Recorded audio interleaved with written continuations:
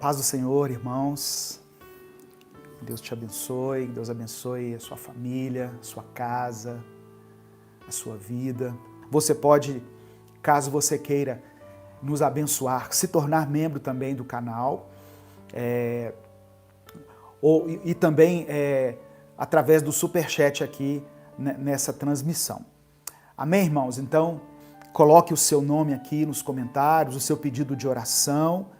Eu vou orar por você, pela sua família.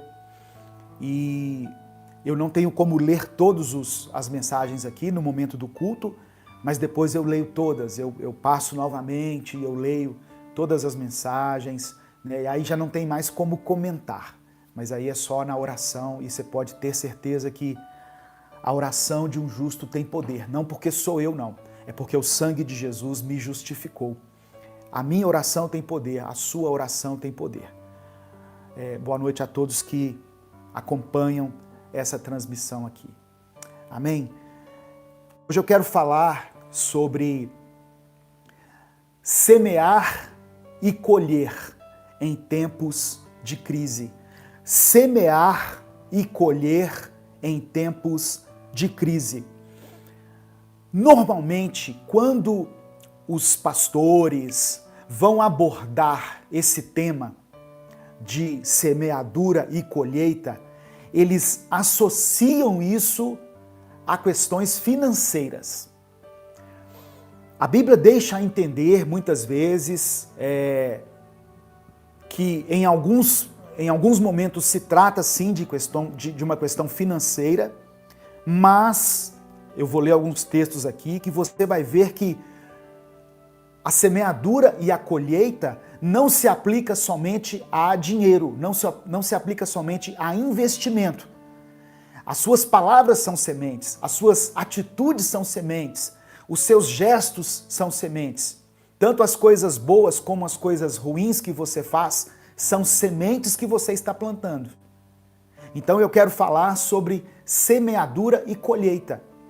E nesse tempo de crise, porque muitos podem dizer assim, puxa vida, pastor, você vai falar de semear, de investir ou de fazer algo de bom. Nesse tempo tão difícil que nós estamos vivendo, é isso mesmo.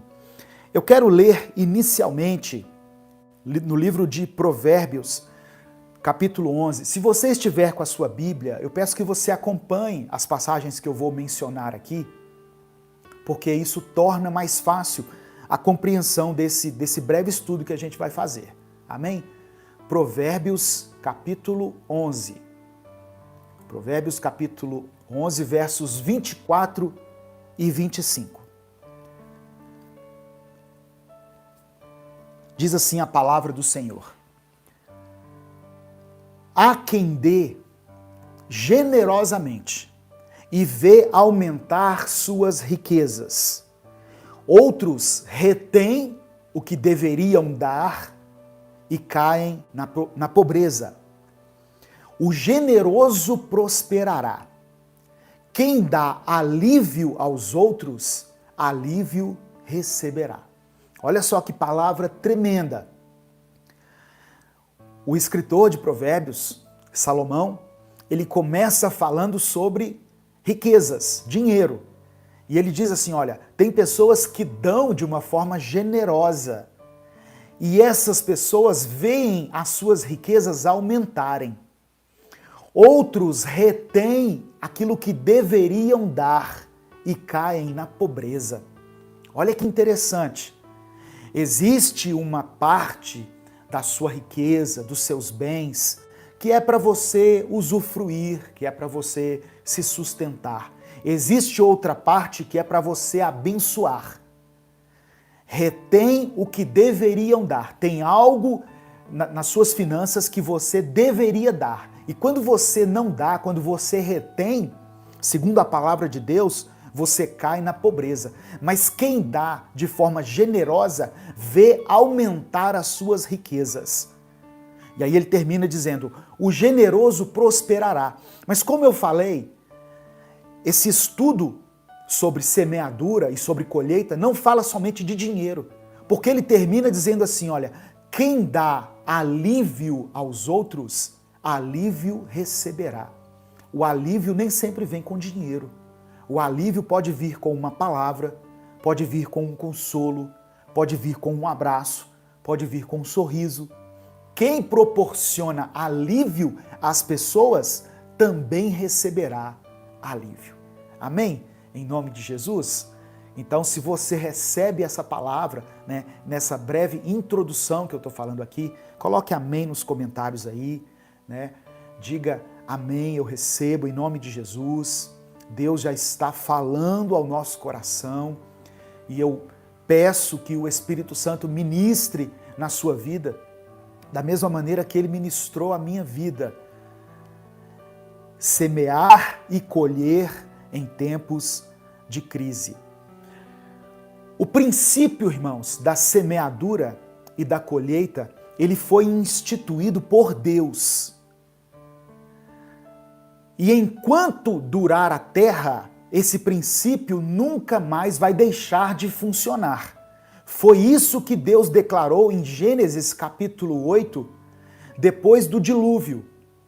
Lembra em Gênesis capítulo 6, quando Deus viu a iniquidade da terra e Deus mandou um dilúvio sobre a terra e Deus separou uma família, a família de Noé, e pediu que ele construísse uma arca para que ele e a sua família se salvassem. Depois que aconteceram aqueles 40 dias de chuva que alagaram toda a terra, Deus os levou para um lugar seguro e Deus disse assim, olha, em Gênesis capítulo 8, no verso 22, enquanto durar a terra, plantio e colheita, frio e calor, verão e inverno, dia e noite jamais cessarão.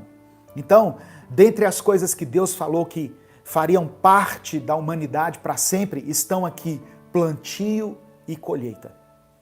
Independente do tempo em que nós estejamos vivendo, independente das guerras, das crises, das dificuldades, o princípio estabelecido por Deus de plantar e colher continua prevalecendo.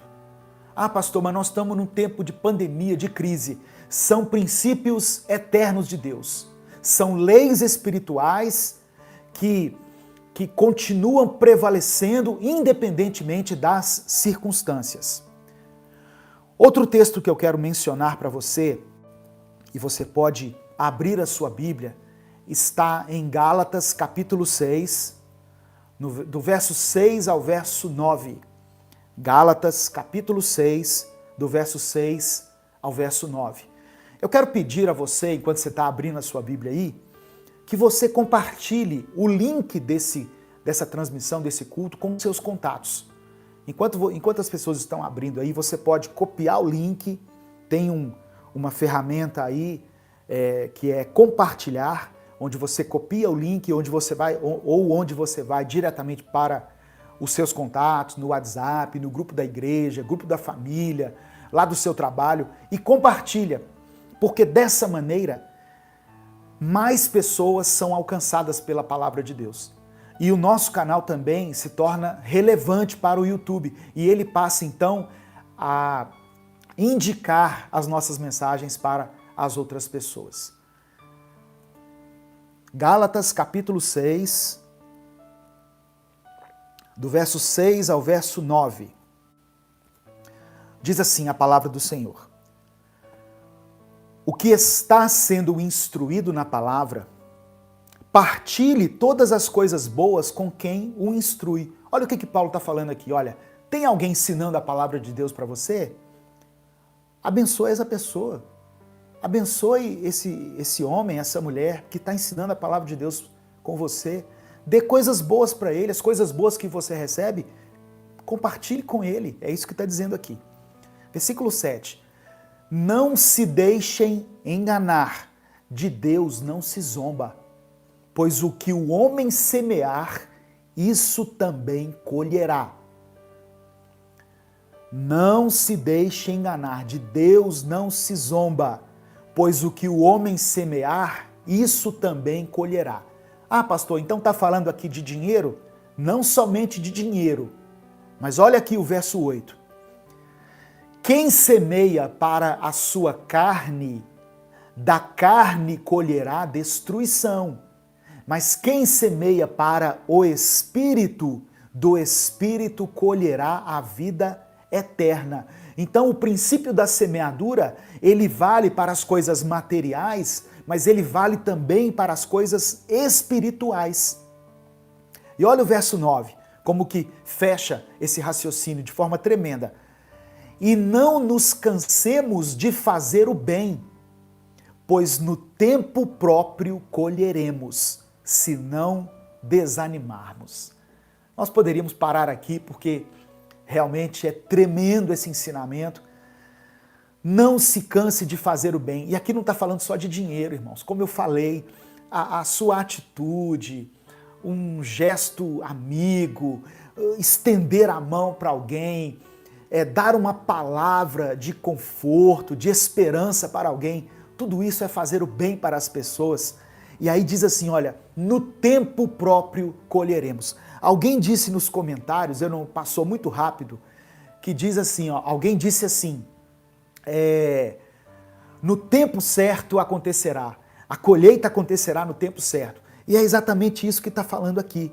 Nós vamos colher tanto os valores financeiros que investirmos na vida das pessoas, na obra do Senhor, ou naquilo que nós fizermos de bom para as pessoas. Sejam as pessoas que nós conhecemos, seja um desconhecido no meio da rua, seja alguém que nós ajudamos, no tempo próprio nós colheremos. E aí ele termina assim, se não desanimarmos. Porque às vezes, sabe o que acontece?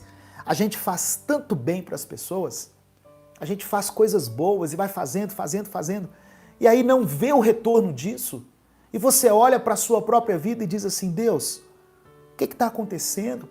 Eu só faço bem para as pessoas, mas eu não estou recebendo nada em troca. Não desanime, no tempo próprio você vai colher. Haverá o tempo da sua colheita. Amém, meu irmão? Em nome de Jesus, no tempo próprio. Talvez esse seja o tempo de você plantar. A colheita não acontece de forma instantânea. Você já plantou uma árvore na sua vida? Você já plantou uma planta? Você planta uma semente e aí no outro dia você já vê ela nascer, ela brotar, ela dar fruto? Não. Há um tempo para que a semente germine, dê fruto. Então talvez esse seja o tempo de Deus em que as sementes que você plantou estão florescendo, estão sendo irrigadas, trabalhadas, estão sofrendo aí o processo de transformação, mas haverá um tempo próprio para a sua colheita. Em nome de Jesus, eu profetizo sobre a sua vida. O que você plantou durante toda a sua história, você vai colher. Em nome de Jesus, no tempo de Deus. Mas você não deve desanimar. Ah, então eu vou parar de plantar. Não, não desanime. Continue plantando, continue semeando.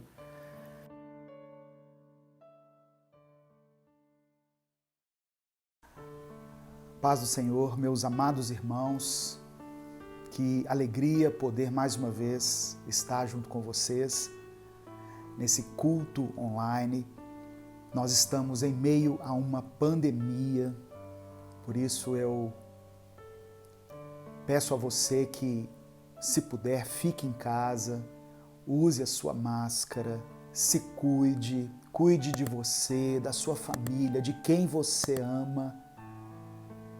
A maior expressão de fé que nós podemos ter nesse momento é agirmos de forma coerente, é seguir as orientações da ciência, é fazer de tudo para que não fiquemos expostos a nenhum tipo de possibilidade de contágio, porque essa enfermidade chamada Covid-19 é muito séria, tem tirado a vida de muitas pessoas.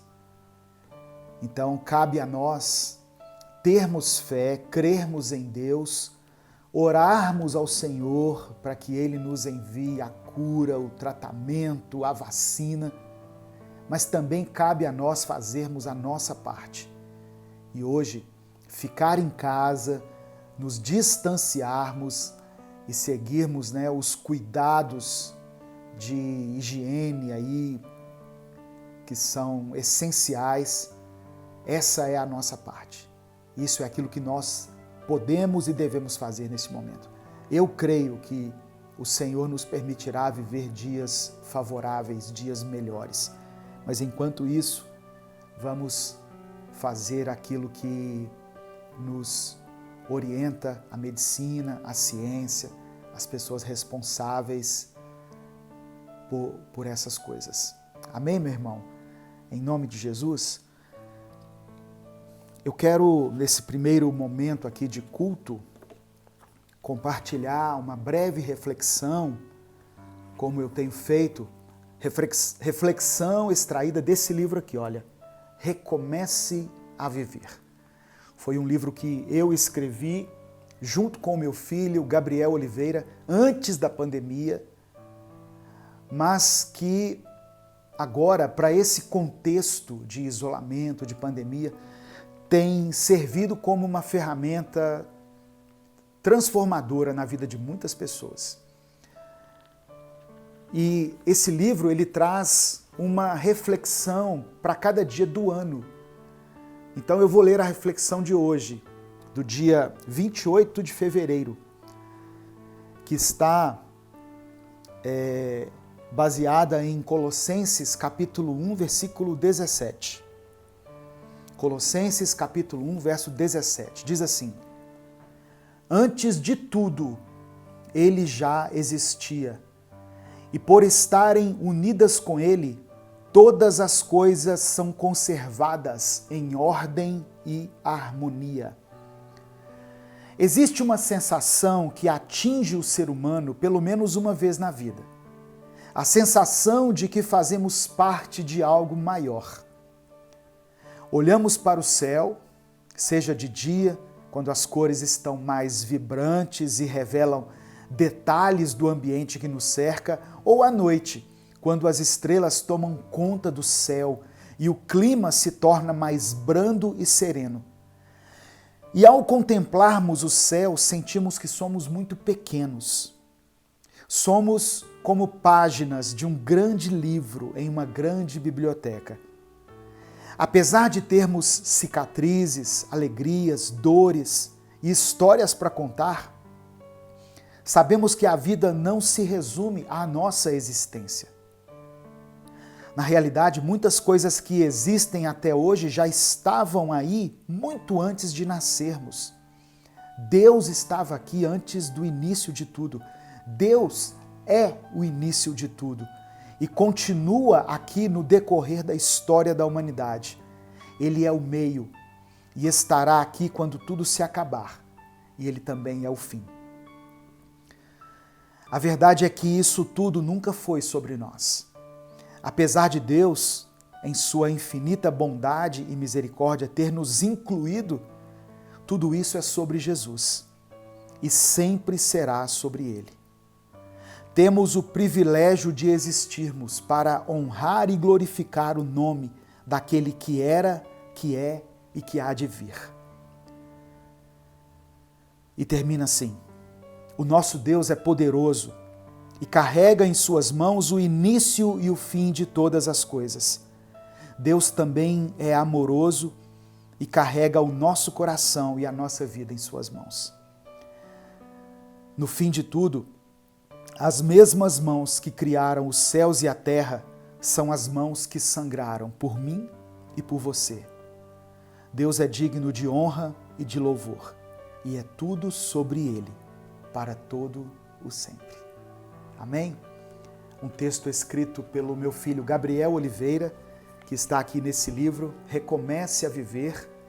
E se você ainda não tem o seu, aqui no link da descrição desse vídeo tem o site da editora para você receber aí na sua casa, para você poder estudar diariamente a Bíblia, compartilhar com quem você ama, postar aí nas suas redes sociais, tá bem? É um livro que está aí disponível para você. Eu sempre peço no começo, dos cultos que as pessoas se inscrevam no canal se ainda não forem inscritas, que ativem as notificações. Não deixe de compartilhar esse vídeo, o link desse vídeo com os seus contatos, com os seus grupos, para que muitas vidas sejam alcançadas pela palavra de Deus. Se você quiser apoiar esse projeto, tem várias maneiras. Uma delas é se tornando membro do nosso canal. Nós já estamos com mais de 800 membros e eu glorifico a Deus por isso. É maravilhoso. E nós temos uma meta aí de chegar a 1000 membros, né, para a glória do Senhor. E nós temos outras formas de apoio, que é a nossa conta jurídica, que é o Apoia-se, está tudo na descrição deste vídeo. Amém? E esse é o nosso momento de oferta, né? Os dados para você ofertar vão estar aí na descrição do vídeo, vão estar aí na transmissão. Vamos orar juntos, em nome de Jesus. Senhor nosso Deus, obrigado, Pai, porque a Tua palavra sempre nos traz algo novo à mente, sempre nos revela o quão poderoso o Senhor é e como o Senhor pode transformar uma história marcada pelo pecado em uma história de vida vitoriosa. E eu agradeço ao Senhor por tudo que o Senhor tem ministrado ao meu coração e ao coração dos meus irmãos através da Tua palavra. Nós consagramos a nossa vida a Ti, mesmo com as nossas falhas, os nossos defeitos, os nossos erros, o nosso passado, porque sabemos que quando o Senhor nos olha através do Teu Filho Jesus, através do sangue derramado por Cristo naquela cruz, o Senhor nos vê como santos e a Tua justiça foi aplacada pelo sacrifício de Jesus. E hoje nós temos livre acesso ao Senhor. Que a vida desse irmão e dessa irmã seja reescrita agora, pelo dedo do Senhor, e que cada um possa viver um novo tempo na sua existência, marcado pelo Teu favor, pela Tua graça e pela Tua misericórdia. É o que nós Te pedimos, por isso nós oramos e Te agradecemos. Em nome de Jesus. Amém e amém. Se você ainda não tomou uma decisão de aceitar a Jesus na sua vida, hoje é o tempo, meu irmão. Não importa o seu passado, não importa os seus erros, não importa o quão machucada tenha sido a sua vida até hoje, não importa quantas feridas tenham sido colocadas na sua existência ou as circunstâncias em que você está, apenas entregue sua vida para Deus. Ele pode fazer algo novo, Ele pode fazer algo diferente. Amém? Eu quero orar aqui, encerrando esse tempo de culto e agradecendo a Deus pela sua vida, por todos que estiveram aqui. O Senhor te abençoe e te guarde. O Senhor faça resplandecer o seu rosto sobre ti e tenha misericórdia de ti. O Senhor sobre ti estenda a tua face e te dê a paz. Que Deus te abençoe, uma semana de bênção e de vitória para você e para a sua família, em nome de Jesus.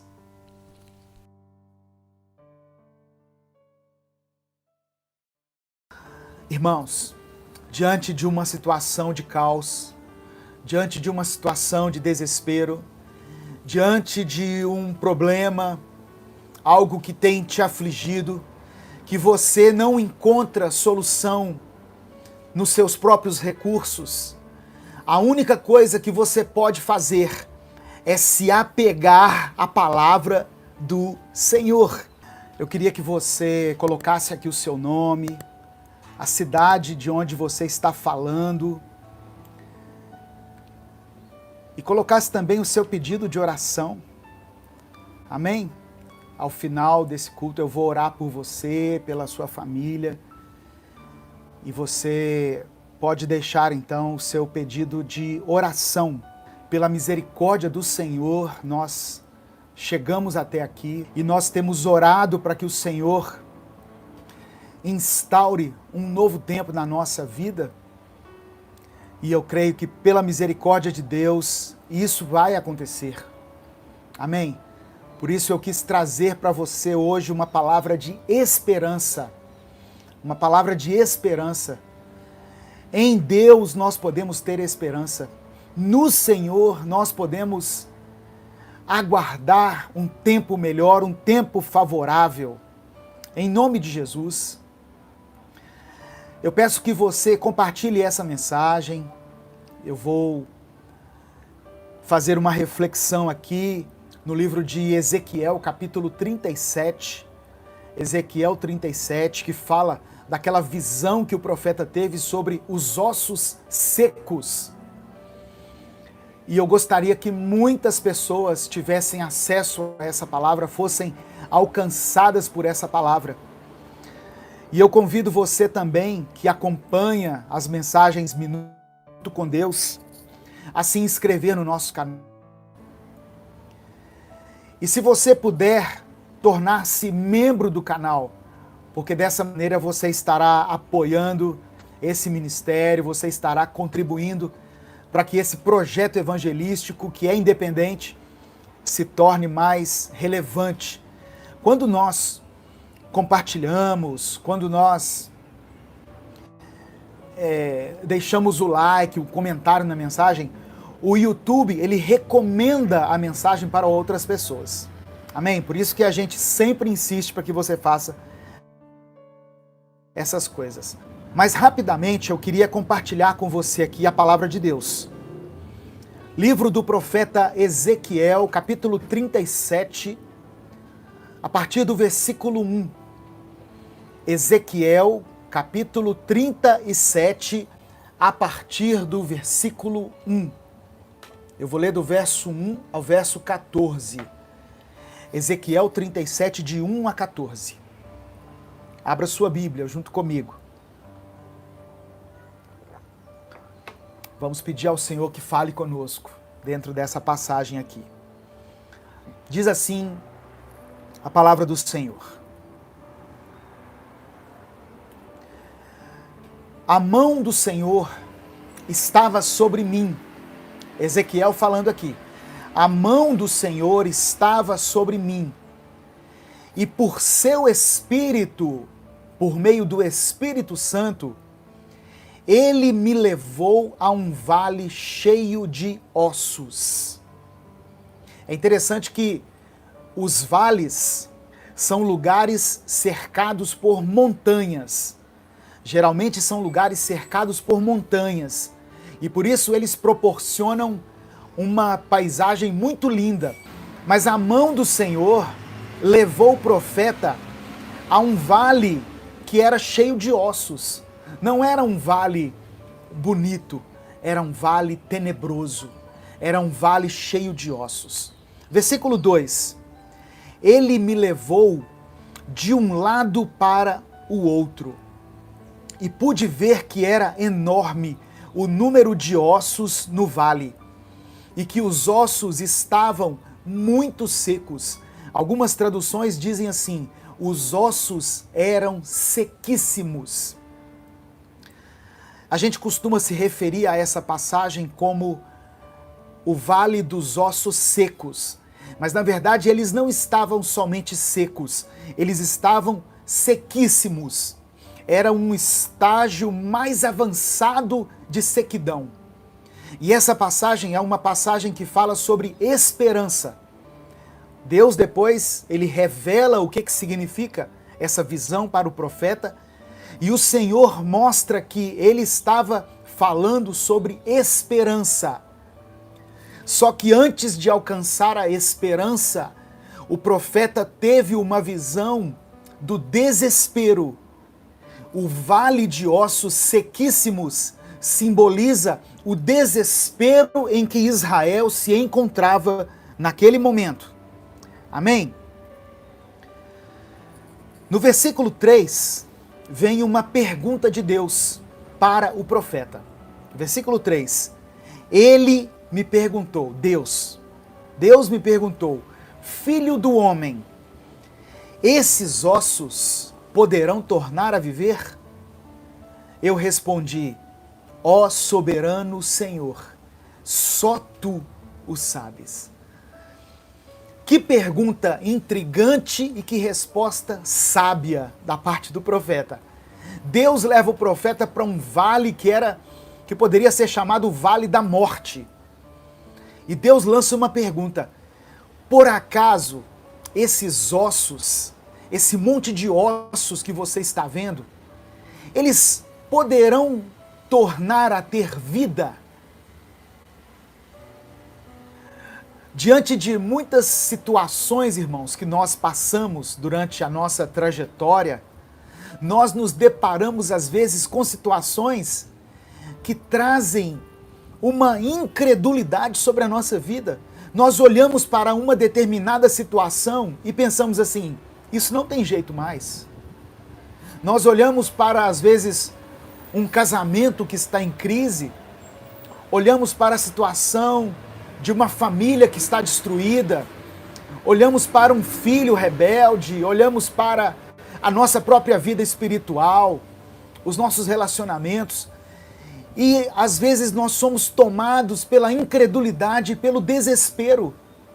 Deus colocou uma pergunta para o profeta diante de uma situação caótica. O que Deus estava querendo ali? Deus estava querendo testar a fé do profeta Ezequiel. Ele queria saber até que ponto Ezequiel acreditava no poder restaurador de Deus. Sabe, esse tem sido um ano em que a nossa fé tem sido testada. Eu já falei isso em outras ministrações, mas eu estou repetindo aqui. Deus está colocando em xeque a nossa fé. É como se Deus estivesse perguntando nesse momento para mim e para você: por acaso a sua vida pode voltar a ser uma vida normal? Pode voltar a ser uma vida melhor? Por acaso esses ossos secos, essa situação terrível que você está enfrentando, ela pode ter uma solução? Deus pergunta isso para mim e para você. Se Ezequiel estivesse com os olhos somente naquele vale, se o profeta Ezequiel olhasse somente para aqueles ossos secos, certamente a resposta dele seria não.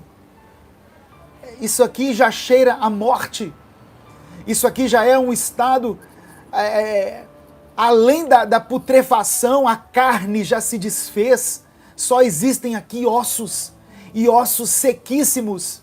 Está mais fácil esses ossos se tornarem pó do que eles voltarem a viver. Mas Ezequiel, com muita sabedoria, ele não olhou somente para a situação de ossos secos. Ezequiel olhou para a boa mão do Senhor. Aleluia. Porque a mão dele estava sobre o profeta, é o que diz o verso 1. A mão do Senhor estava sobre mim. Ezequiel foi até um vale de ossos secos, mas Deus o havia levado até ali. Então, quando Deus lança a pergunta: por acaso poderão reviver esses ossos secos? A resposta do profeta é a seguinte: ó soberano Senhor, só tu o sabes. Era como se Ezequiel estivesse dizendo assim: Deus, somente a tua vontade faz com que esses ossos sejam revividos. Se o Senhor quiser, num piscar de olhos, esses ossos podem retornar à vida. Só tu o sabes, só o Senhor tem essa resposta, porque se não for da tua vontade também, isso aí permanece como um vale de ossos sequíssimos. E diante daquela resposta, aleluia, no versículo 4, vem a palavra do Senhor novamente até o profeta Ezequiel: profetize a esses ossos e diga-lhes: ossos secos, ouçam a palavra do Senhor.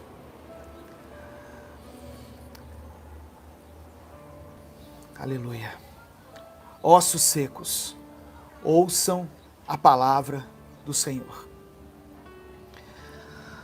Irmãos, diante de uma situação de caos, diante de uma situação de desespero, diante de um problema, algo que tem te afligido, que você não encontra solução nos seus próprios recursos, a única coisa que você pode fazer é se apegar à palavra do Senhor. Diga aos ossos secos, Ezequiel, ouçam a palavra do Senhor. Nós estamos no meio de uma crise. Nós estamos no meio de uma situação desesperadora. Muita gente não consegue enxergar um futuro melhor para o próximo ano, ou para a próxima semana, nem para o próximo dia. Sabe o que eu quero dizer a você que está vivendo essa situação de desespero? Ouça a palavra do Senhor. Mergulhe na palavra de Deus.